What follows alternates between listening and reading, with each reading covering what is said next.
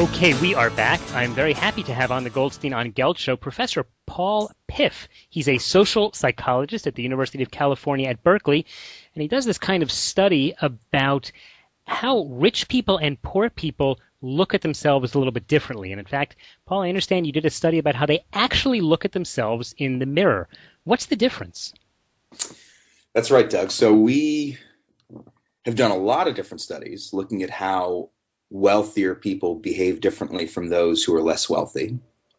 In one of the more recent studies, we were actually looking at patterns of personality. So how does wealth shape how people kind of see themselves and define themselves in relation to others? And the variable that I focused on across a number of different studies is this variable that social psychologists and psychologists more generally call narcissism. And narcissism is this broad kind of personality construct that kind of refers to the extent to which you have an inflated sense of yourself in relation to others. You think that you're more omnipotent, more invulnerable to mistakes. You're more likely to need to be the center of attention, to want to dominate in social interactions. And a big piece of narcissism is how vain you are, how likely you are to prioritize your own physical appearance, how you look, the clothes that you're wearing, whether you stand out from the pack in relation to what you have on. And so in one of the studies that you just referenced that we ran, we actually looked at whether people would look at themselves in a mirror, opt to look at their reflections in a mirror by actually discreetly posing a person who's a confederate of our study. So a research assistant was hiding behind a corner, kind of looking out, unbeknownst to the actual participant, who was given the option to kind of look at themselves in the mirror and groom themselves in the mirror when they were told that we would be taking a photo of their faces.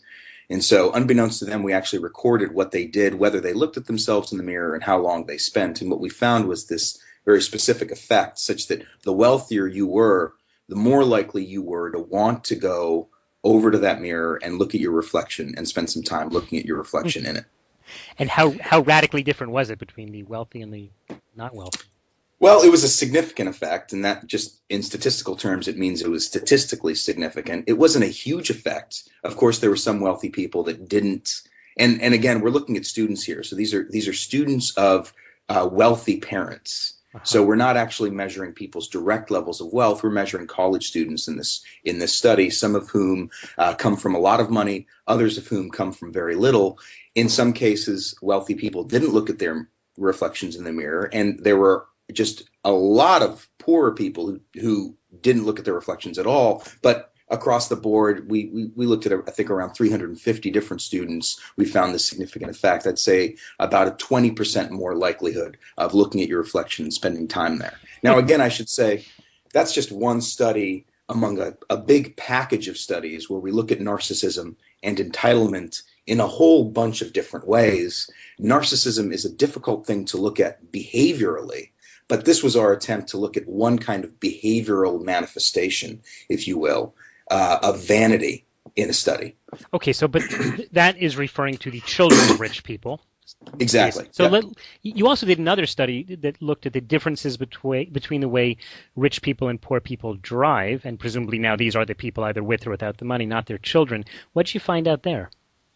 Yeah, so driving, or the kind of car that you drive, isn't a perfect indicator of your wealth. In our studies, actually, it's a great indicator of wealth. But you can imagine people who have a lot of money who drive beater cars. But nonetheless, we use the kind of car that you drive, in a number of different studies that I should say have since been replicated all over this country. But we use the kind of car that you drive to index how much money you have.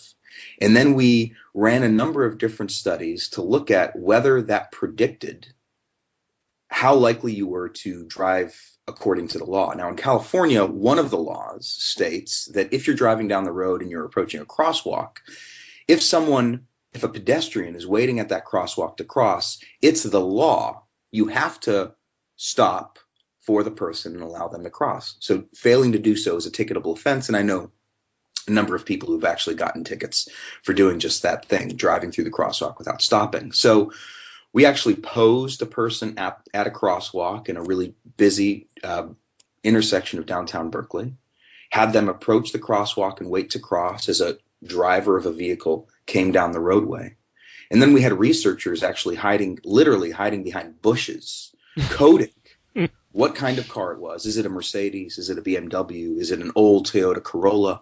So coding what kind of car it is that's coming down the road, a number of other things like how much traffic is there, the time of day, the gender of the driver, and then importantly, whether the driver actually stops, yields the right of way, as is the law, for that person who's waiting to cross. Mm-hmm.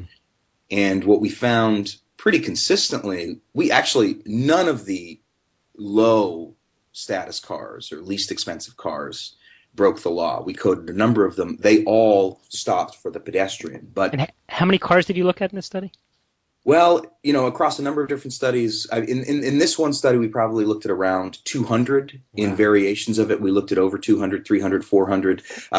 It's since been replicated with thousands of different cars in a number of different intersections. So it seems like a fairly, a somewhat surprisingly consistent effect. We haven't done this in other cultures, and it would be really interesting, for instance, having spent time in Israel and knowing what driving patterns are like in Israel to see whether these patterns replicate there. Nonetheless, in this one variation of these car studies that we ran, there was this significant effect such that the more expensive the car that you drive was, the less likely you were to abide by the law. So close to 50% of drivers of those most expensive vehicles, those BMWs, those Mercedes, actually broke the law, whereas none of the cars in our least expensive car categories did. Wow, that is fascinating. We are talking with Paul Piff, who is a social psychologist at the University of California at Berkeley. He does a lot of studies about how money affects the way that we act.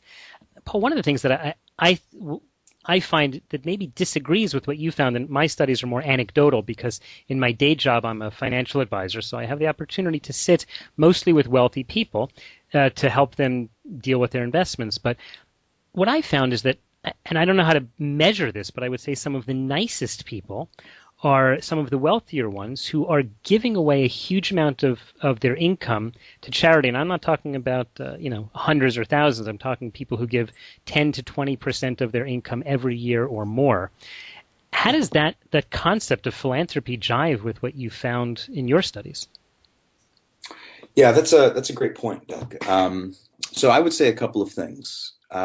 When we study, and again, the studies that I referenced are two examples of a big program of research that I'm involved with and that other researchers are involved with, where we not only look at sort of patterns of behavior in the real world, like driving behavior, but we've done close to 50 or 60 laboratory studies of how wealth and affluence and privilege and money shape the way that you behave, looking at generosity and charitable giving and compassion, even on a physiological level. So whether people show physiological signs of compassion when they're exposed to others' suffering. And we find these consistent differences between those that have and those that don't. Now, that's not to say, when you find a statistically significant effect, of course, there are going to be notable exceptions. And in this country alone, we have lots of notable exceptions to the patterns that we document. People like Bill Gates, Warren Buffett, lots of other wealthy philanthropists who are notable exceptions to the patterns that we document. So a correlation does not mean that it's unilaterally true or that we can predict the behavior of specific individuals. And just like your anecdotal experience suggests, there are lots of reasons for why people do things, and there are lots of wealthy people that don't necessarily conform to the patterns that we document. However, I can't say how these people drive. Maybe it's not the same issue. That it might not be. And again, in this country, and I think that this is something. So in the United States, there's a pattern that's been puzzling to a lot of people for a long time who study charitable giving, and that is that when you look at levels of giving across all of the millions and hundreds of millions of households in this country, for the last 50 years, there's been this really interesting, significant effect such that higher income households give proportionately less of their incomes to charity than do lower income households.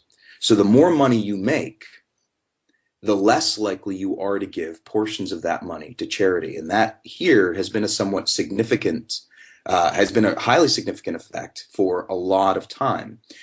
One question would be, why is it? And I think our research helps shed light on what it is that's going on. And then, with very notable acts of philanthropy, yes, those are absolutely the case. Here we have something called the Giving Pledge, where lots of wealthy philanthropists, hundreds of them, are giving half of their fortunes to charity. But in these cases, notice, somewhat differently from the situations that we're looking at in the lab, where giving is often anonymous. Mm-hmm. We're measuring whether or not you're giving to a stranger in situations where you'll never meet that person and that other person never meets you. In the cases that you might be talking about, and certainly in the cases that I've observed, a lot of the philanthropy of wealthy individuals operates in very public settings, mm-hmm. where giving is very public to institutions that are also very public, and even potentially put the donations name up on some flyer or the donor's name up on some gymnasium. And these are public acts of philanthropy that often yield not necessarily a material gain, but certainly a social and reputational gain to the person who engages in it. The other thing to realize, we had on the show here a little while back, Lewis Coleman, who is also a fabulous philanthropist, has given away hundreds of millions of dollars.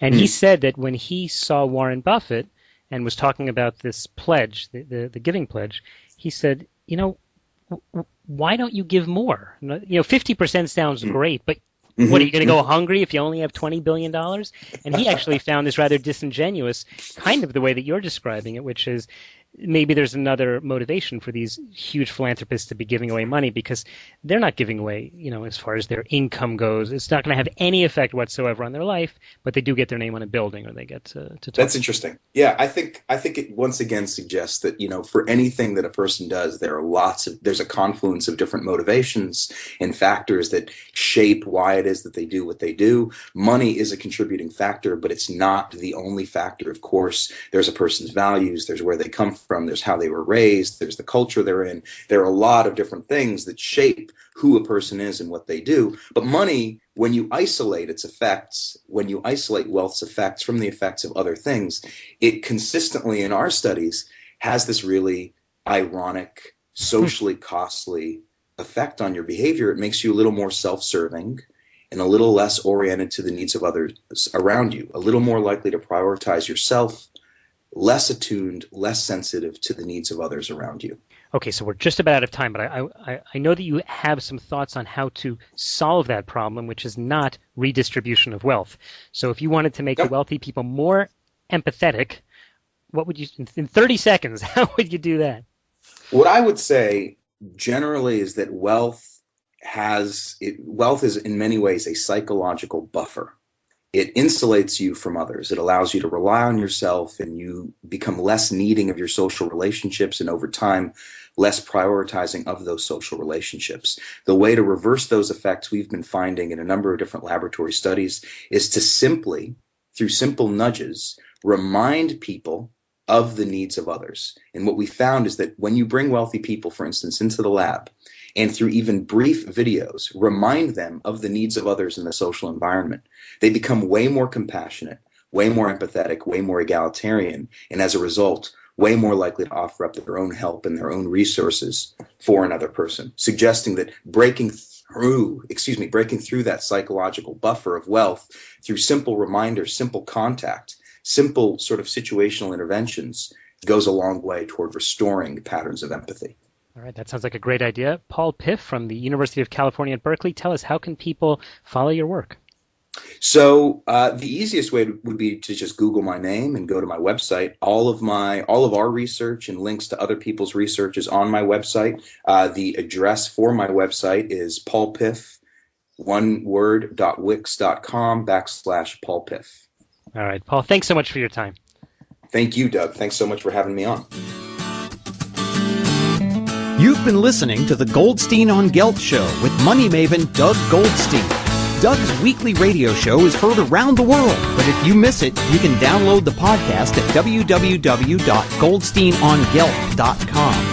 The Goldstein on Gelt Show gives you up-to-date financial ideas so you can get on the path to financial freedom.